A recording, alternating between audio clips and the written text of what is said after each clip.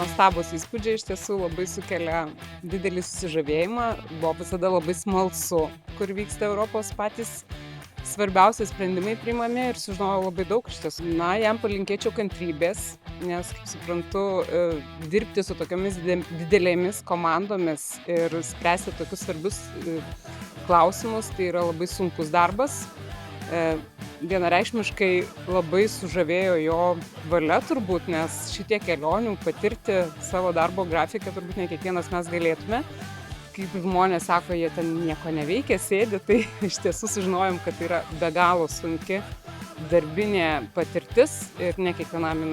Kaip tokią galimybę gavau, labai nustebau.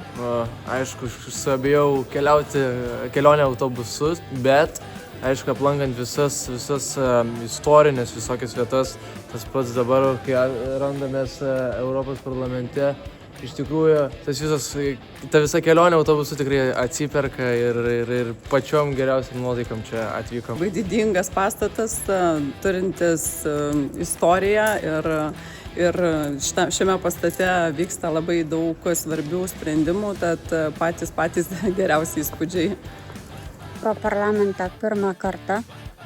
Tiesiog teatro ta įvairiapusė veikla, tiesiog tai yra labai didelė parama Lietuvai, jo kova už Ukrainos laisvę.